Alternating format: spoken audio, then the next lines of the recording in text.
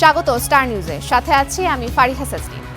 চাঁদাবাজ সিন্ডিকেটের হাত থেকে রক্ষা পায়নি কারওয়ান বাজারের ঐতিহ্যবাহী আম্বর শাহ মসজিদ মার্কেটও।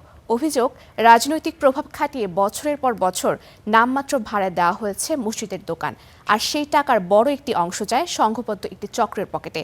অভিযোগের অনুসন্ধানে গেলে অবরুদ্ধ করা হয় স্টার নিউজ টিমকে, করা হয় হয়রানি, লাঞ্ছনা। হাবিবুল ইসলামের হাবিবের বিশেষ রিপোর্ট।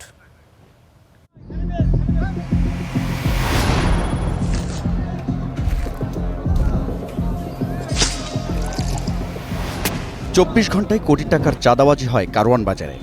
গত 17 এপ্রিল স্টার নিউজের অনুসন্ধানী প্রতিবেদনে বেরিয়ে আসে এমন চাঞ্চল্যকর তথ্য। এরপর আসতে থাকে অনিয়ম, দুর্নীতির অসংখ্য অভিযোগ, যার অন্যতম আম্বর শাহ মসজিদ মার্কেটের অর্থ আত্মসাতের অভিযোগ। এ নিয়ে ফের অনুসন্ধানে নামে স্টার নিউজ, তবে শুরুতে পড়তে হয় বাধার মুখে। আর কোনো বাংলাদেশ আর কিছু নাই, এই মসজিদ নিয়ে গুতগুতি কেন এত? না, আপনি রেগে যাচ্ছেন কেন? এটাই তো বন্ধ করেন, এটা বন্ধ হয় ভালো, তুমি কিন্তু মোবাইল বন্ধ করেন, এটা বন্ধ করেন। মসজিদ মার্কেটের আয় ব্যয়ের তথ্য জানতে চাইলে এমন প্রতিক্রিয়ায় দেখান ক্যাশিয়ার নাসির উদ্দিন। বন্ধ করেন বলে দিতে থেকে আবার এখানেও আছে, কিন্তু উনি তো বলছে চিনে না। এটা বন্ধ করেন। এক পর্যায়ে 20 থেকে 25 জনের একটি দল অবরুদ্ধ করে স্টার নিউজের প্রতিবেদক ও ভিডিও জার্নালিস্টকে। ঠিক কী কারণে এই বাধা, সেই তথ্য বেরিয়ে এসেছে স্টার নিউজের অনুসন্ধানে।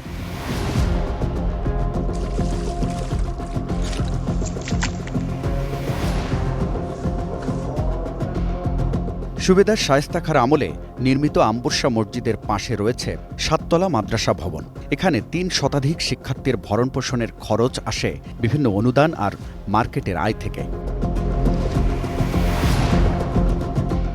মার্কেটে মসজিদের নিজস্ব 13টি দোকান আর রয়েছে চারুলতা রেস্টুরেন্ট। অভিযোগ, বাজার দরের তুলনায় অনেক কম ভাড়ায় এগুলো বরাদ্দ দিয়ে বছরের পর বছর মসজিদ ফান্ডকে বঞ্চিত করা হয়েছে।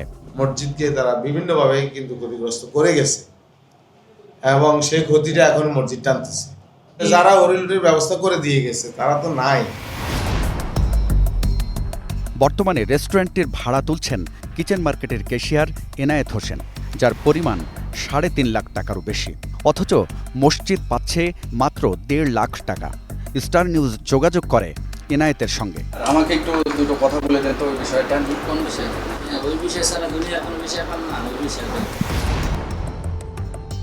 মসজিদ কমিটির সেক্রেটারি বেলায়েত হোসেনও এ বিষয়ে স্পষ্ট জবাব দেননি। এটা তো মনে হয় না। সেই বলছে। তারপর আমি আসলে আমি আপনাকে ডাকবো। এনায়েত নিচ্ছে কিনা আমি জানি না, আমি যতটুকু জানি এনায়েত ভাড়াগুলি এনে দিচ্ছে।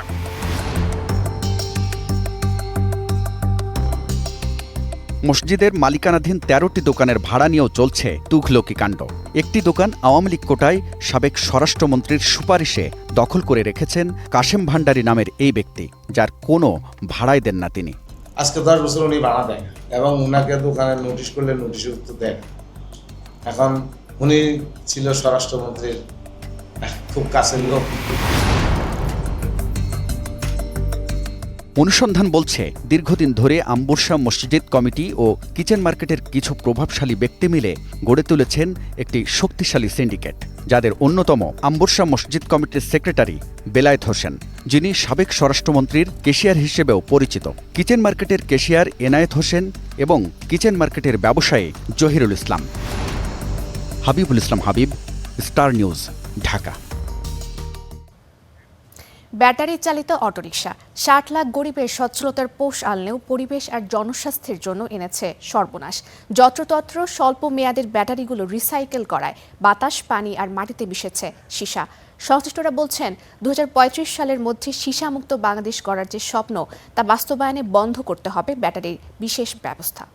নিয়ে রোডে আইলে 1000 টাকা ইনকাম তার আছে, 400 টাকা গাড়ি খরচ দিয়ে তারে 500 টাকা ঘরে যায়। এই হচ্ছে অটোর সুবিধা। 26 বছর ধরে আমি আর পাও নাই।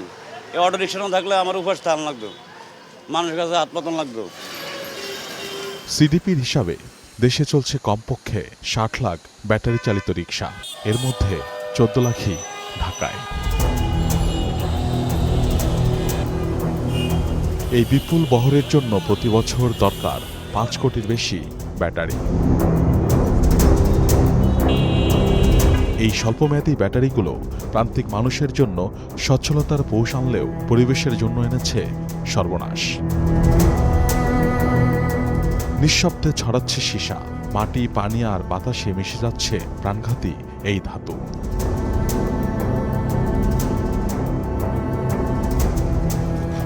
মা হারানো ৮ বছরের ফাতেমার গল্পটাই শোনা যাক। এই 6টা, এই 5টা, 3টা, এই সময় কিনা বাইরে জানা বাড়িতে গিয়ে ওর মধ্যে হাঁটতে গেতে, দোকানে গেতে খুব কষ্ট হয়, চোখ ঝিনঝিন করে, কাশি আসে। যে কারখানার কথা বলছিলেন ফাতেমা, সেটি এই জুয়াংশু স্টোরেজ ব্যাটারি কোম্পানি। ভেতর থেকে বন্ধ থাকায় কাউকে পাওয়া না গেলেও এক শ্রমিক জানালেন তার অভিজ্ঞতা। আমার মেশিন আছে, ওই শিশাটা আমরা গোলাই হাউদে কারণ দেয়া গলে। এরকম বৈধ ব্যাটারি রিসাইক্লিং কারখানার সংখ্যা মাত্র 15টি হলেও অবৈধ কারখানার সংখ্যা দেশে হাজারেরও বেশি। স্থানীয়দের অভিযোগ, এই কারখানাগুলোই ধীরে ধীরে বিষে তুলছে পুরো এলাকা। সীসা বিক্রি করে, ওই সীসারে করে যে এরা বলে গালিয়া গুলিয়া আবার ফিরে আলাদা সব ধরনের একটা এই সীসা, বড় সীসা বানায় এরা। দেখেন গাইন্ডা চকে মানে পানা পন্থা পুড়ে গেছে, একবারে পানাও নাই, মাছগুনি ময়রা জায়গা পানিতে পানি।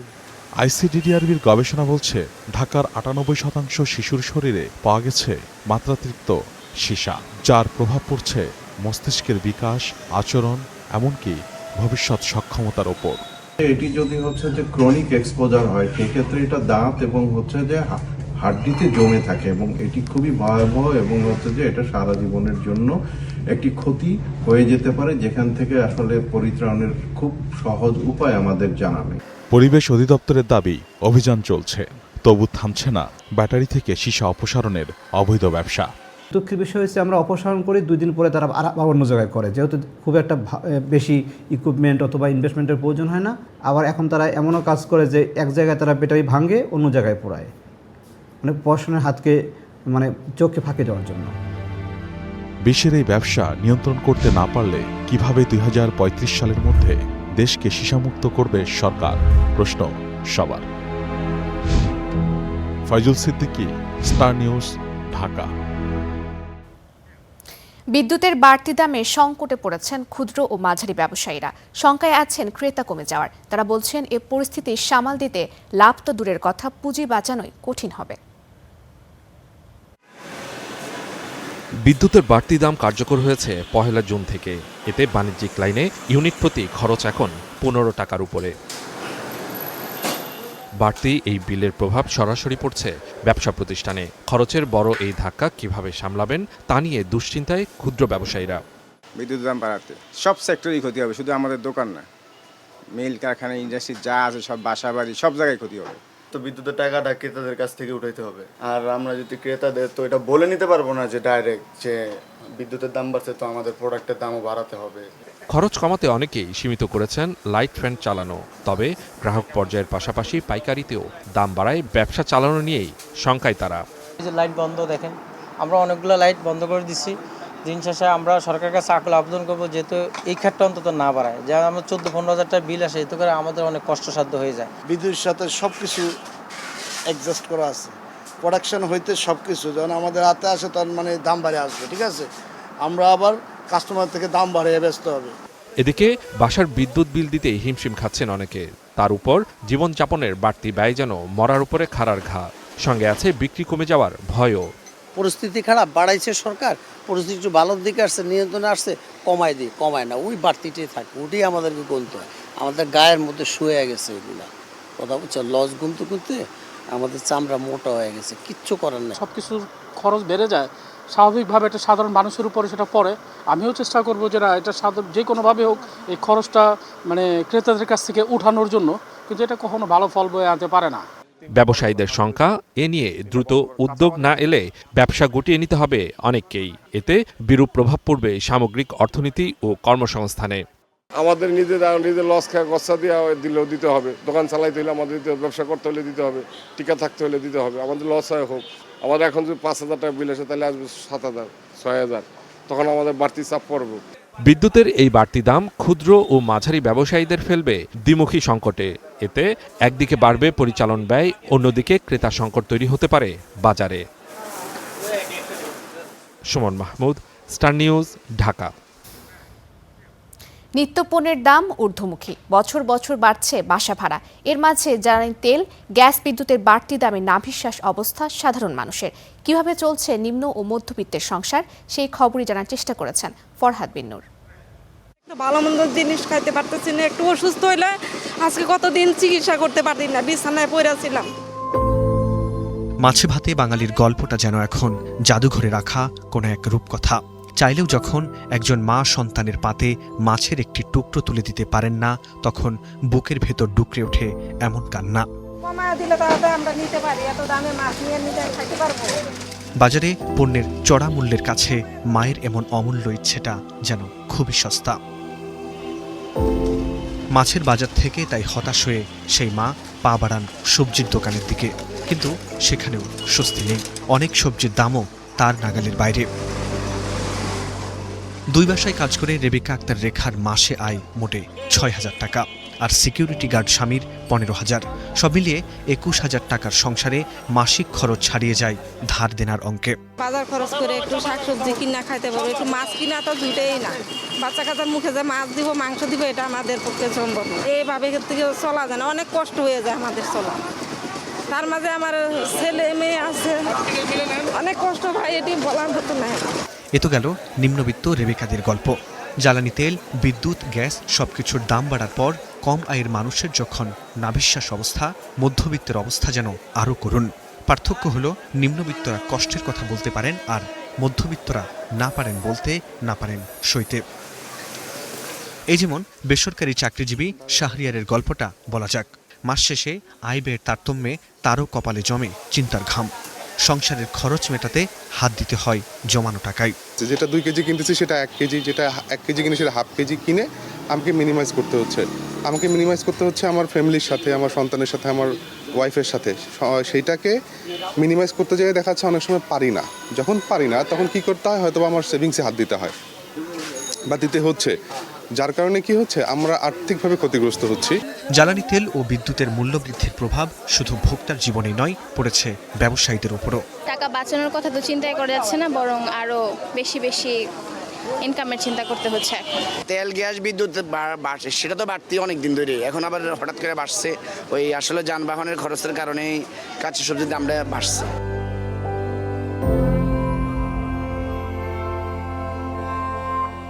একদিকে সীমিত আয়, অন্যদিকে বেড়ে চলেছে নিত্য প্রয়োজনীয় পণ্যের দাম। সব মিলিয়ে শহুরে মানুষের জীবন সংগ্রামে যোগ হয়েছে বাড়তি চাপ এবং জীবন হয়ে উঠছে দুর্বিষহ। এমন বাস্তবতায় স্বস্তির পথ কোথায় কিংবা কত দূরে, সে প্রশ্নের উত্তরই খুঁজছেন মানুষ। ফরহাদ বিন নূর, স্টার নিউজ, ঢাকা। জ্বালানি তেলের পর বিদ্যুতের দাম বাড়ায় খরচ বাড়বে শিল্প ও উৎপাদন খাতে। এতে রপ্তানি বাজারের প্রতিযোগিতায় ক্রেতা হারানোর শঙ্কায় আছেন ব্যবসায়ীরা। বিদ্যুতের নতুন মূল্য ঘোষণায় শিল্প ও গার্মেন্টস কারখানার মিডিয়াম ভোল্টেজ এমটি বা হাই টেনশন এইচটি সংযোগে ইউনিটের দাম ও ডিমান্ড চার্জ দুটোই বেড়েছে। এতে তৈরি পোশাক খাতের উৎপাদন ব্যয় বাড়বে, যার প্রভাব পড়বে পণ্যমূল্যে। রপ্তানিকারকরা বলছেন, এমনিতেই যুক্তরাষ্ট্রের বাজারে চ্যালেঞ্জের মুখে আছে দেশ।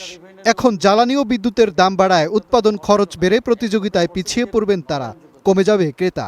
এখানে আমাদের যখন রপ্তানিতে যখন এই পণ্যের দাম যখন বাড়বে, তখন কিন্তু আমি প্রতিযোগী সক্ষমতা হারাবো। আলটিমেটলি কী হবে? আলটিমেটলি আমি অর্ডার হারাবো, আমার দেশ রপ্তানি হারাবো। ইন্ডিয়া কিন্তু এখানে একটা সুযোগ নিয়েছে। তারা কিন্তু এই জ্বালানি নিরাপত্তা এবং আমাদের জ্বালানি সক্ষমতার অভাব, এইটাকে মার্কেটিং করছে। মার্কেটিং করে কিন্তু বায়ারগুলোকে ডাইভার্ট করছে। ওদের কিন্তু গ্রোথ ভালো। বিদ্যুৎ উৎপাদন কোম্পানি, বিতরণ সংস্থা ও বিইআরসি সহ সরকারের দাবি, জ্বালানি তেল ও এলএনজির দাম বাড়ায় বিদ্যুতের উৎপাদন খরচ বৃদ্ধি পেয়েছে। তবে অর্থনীতিবিদরা বলছেন, আন্তর্জাতিক বাজারে দাম কমলে দেশের বাজারেও না কমানোয় গ্রাহকরা সরকারকে বিশ্বাস করে না। এজন্য দাম বৃদ্ধিতে প্রতিক্রিয়া বেশি হয়। আন্তর্জাতিক বাজারের সঙ্গে সঙ্গতি রেখে আমরা অ্যাডজাস্ট করার চেষ্টা করি, এটার মধ্যে একটা বাস্তবতা আছে। কিন্তু এটা তো এমন হয় না যে যখন আন্তর্জাতিক বাজারে এটা কমে যায় তখন তো ডাউনওয়ার্ড অ্যাডজাস্টমেন্টটা তার হয় না। এই কারণে অনেকগুলো সিদ্ধান্তের ব্যাপারে জনগণের মনে আস্থার সংকট তৈরি হয়। কিন্তু সবচেয়ে বড় যে বিষয়টা হবে অর্থনীতিতে সেটা হচ্ছে যে শিল্প খাত তো অলরেডি বেশ একটা মারাত্মক ঝুঁকির মধ্যে রয়েছে, দুর্বল হয়ে আছে, এমনকি সেখানে তো বিদ্যুৎ সঠিকভাবে পর্যাপ্ত সাপ্লাইও করা যাচ্ছে না। দাম না বাড়িয়ে জ্বালানি নিরাপত্তা নিশ্চিতে সরকারকে দীর্ঘমেয়াদী পরিকল্পনা গ্রহণের আহ্বান অর্থনীতিবিদ ও ব্যবসায়ীদের। মাজহার মাহবুব, স্টার নিউজ, ঢাকা। সরকার সব ক্ষেত্রেই ব্যর্থতার পরিচয় দিচ্ছে বলে অভিযোগ করেছেন জামায়াতের সেক্রেটারি জেনারেল মিয়া গোলাম পরওয়ার। বলেন, জ্বালানির পর সরকার বিদ্যুতের দাম বাড়িয়ে জনগণের ঘাড়ে বোঝা চাপিয়ে দিচ্ছে।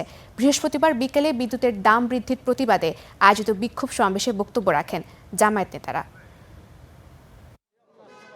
দফায় দফায় জ্বালানি তেল ও বিদ্যুতের দাম বৃদ্ধির প্রতিবাদে রাজধানীসহ সারা দেশে বিক্ষোভ মিছিল করেছে জামাতে ইসলামী। ঢাকা মহানগর জামাতের উদ্যোগে বাইতুল মোকাররমের উত্তর গেইটে বিক্ষোভ মিছিলে অংশ নেন কেন্দ্রীয় ও মহানগরীর নেতারা।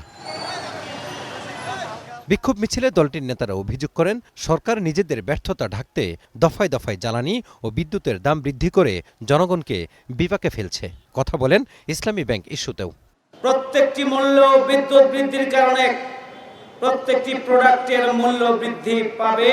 সুদমুক্ত জীবন ব্যবস্থা চালু করার জন্য মানুষ যে ব্যাংক চালু করেছিল, আজকে লুটেরা হয়ে সেই ব্যাংক দখল করার পায়তারা করছে। দ্রব্য মূল্য জনগণের ক্রয় সীমার বাইরে চলে যাচ্ছে। বাংলাদেশে আইন শৃঙ্খলা বলে তেমন কিছু নেই। আইন শৃঙ্খলার দায়িত্বে যে নিম্নমন্ত্রী আছেন তিনি সব জায়গায় ওনার অবস্থান, কিন্তু আইন শৃঙ্খলা রক্ষায় তিনি সম্পূর্ণ ব্যর্থ হয়েছে। প্রধান অতিথির বক্তব্যে দলের সেক্রেটারি জেনারেল অভিযোগ করেন, প্রথম দিন থেকে সরকার একের পর এক গণবিরোধী সিদ্ধান্ত নিচ্ছে। বলেন, জ্বালানির পর সরকার বিদ্যুতের দাম বাড়িয়ে জনগণের ঘাড়ে বোঝা চাপিয়ে দিচ্ছে।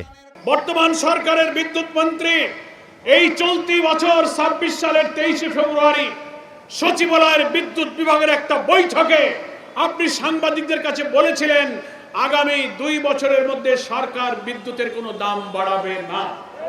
আপনি কথা করেছিলেন, মাত্র ১০৭ দিন ৩ মাস যেয়ে পারলো না, আপনি বিদ্যুতের দাম বাড়িয়ে দিলেন। বিক্ষোভ সমাবেশ শেষে বাইতুল মোকাররম থেকে মিছিল শুরু হয়, যা শেষ হয় শান্তিনগর মোড়ে গিয়ে। Mazharul Islam, star News, Dhaka. সরকারের অনুরোধে স্বল্প আয়ের আবাসিক গ্রাহকদের বিদ্যুতের বাড়তি দাম প্রত্যাহার করে নিল Bangladesh energy regulatory commission BERC। ৭৫ unit পর্যন্ত আগের দাম বহাল থাকছে। সংস্থাটি বলছে, বুধবার যে মূল্য বাড়ানো হয়েছিল তা বাতিল করা হয়েছে। লাইফলাইন গ্রাহকদের ক্ষেত্রে প্রথম ৫০ ইউনিটে প্রতি ইউনিট ৪ টাকা ৬ পয়সা এবং ৭৫ ইউনিট পর্যন্ত ৫ টাকা ২৬ পয়সা বহাল থাকছে। এর আগে প্রান্তিক গ্রাহকদের ভোগান্তির কথা বিবেচনা করে বিদ্যুতের বাড়তি দাম কমিয়ে আনতে পুনর্বিবেচনার জন্য BERC-কে অনুরোধ করে বিদ্যুৎ বিভাগ।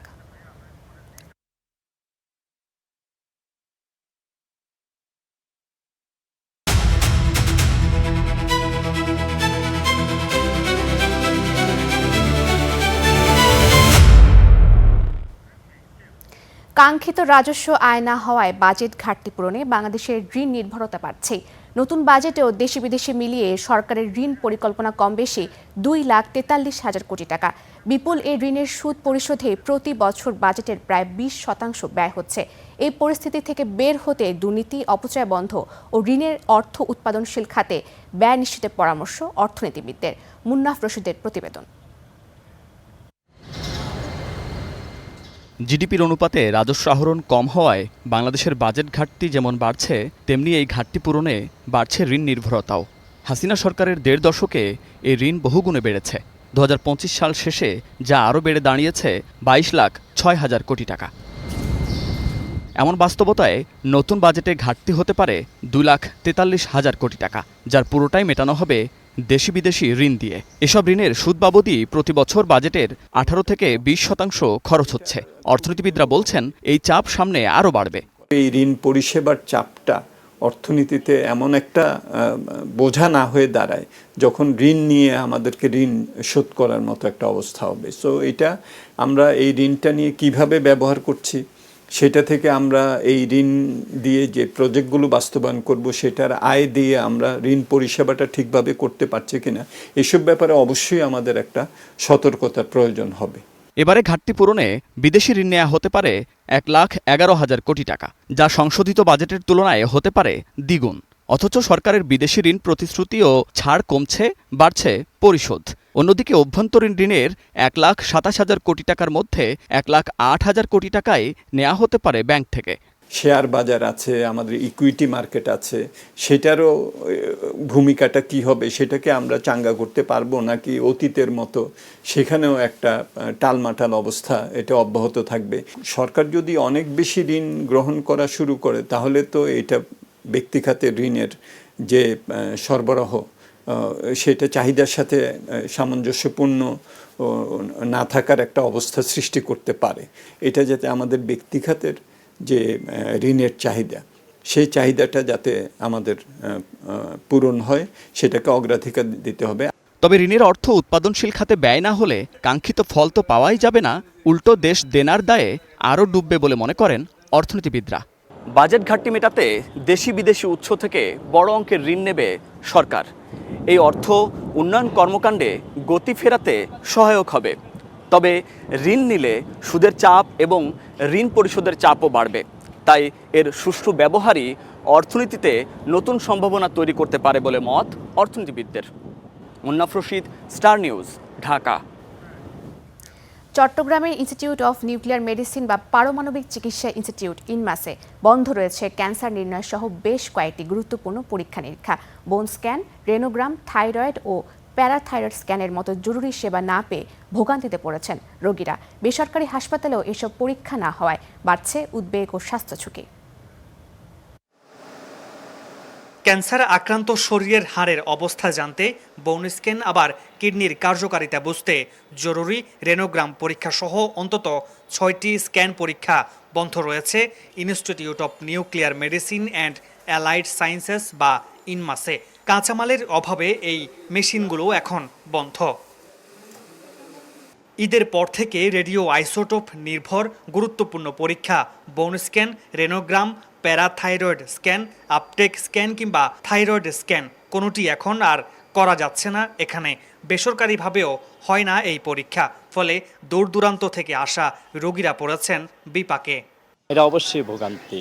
এটা আমি আসছি 12:30 থেকে এখন এই 2টা বাজে আমি রিপোর্ট পাইলাম। 1টা বাজে গেছি, আসে নাই।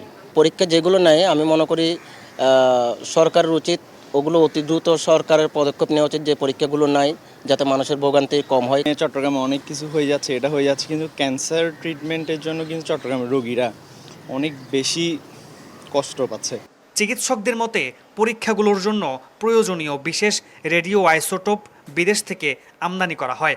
সেগুলোর সরবরাহের সংকট থাকায় বন্ধ সেবা কার্যক্রম। যদিও আগামী সপ্তাহে পরিস্থিতি স্বাভাবিক হওয়ার আশা কর্তৃপক্ষের। আমাদের এখানে আসলে র ম্যাটেরিয়ালস আর রেডিও আইসোটোপের যে র ম্যাটেরিয়ালস এগুলো বাইরে থেকে ইম্পোর্ট করতে হয়, কারণ এগুলোর জন্য যে ধরনের রিঅ্যাক্টর দরকার বা যে ধরনের প্রোডাকশন ফ্যাসিলিটি দরকার সেটা আমাদের দেশে এখন আসলে ওই পর্যায়ে যায় নাই।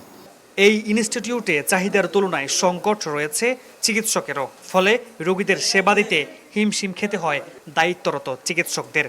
আমাদের একটু লোড বেশি হয়, তারপর আমরা চেষ্টা করি রোগীদেরকে ফেরত না দিতে। হিমশিম তো খেতে হবেই, যেহেতু আমরা ডাক্তার কম, তারপর আমরা আমাদের চেষ্টা করি, সাধ্যমতো চেষ্টা করি।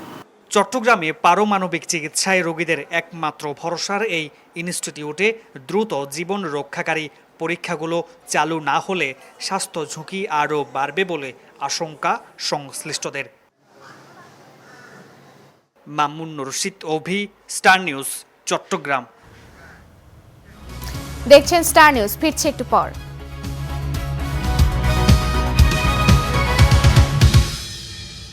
বাংলার মাটির ঘ্রাণ, যে মাটি আগলে রাখে হাজার বছরের ঐতিহ্য, সুবাসে ভরা, প্রকৃতির যত্নে উৎপাদিত, স্বচ্ছতায় নিখুঁত, প্রতিটি দানায়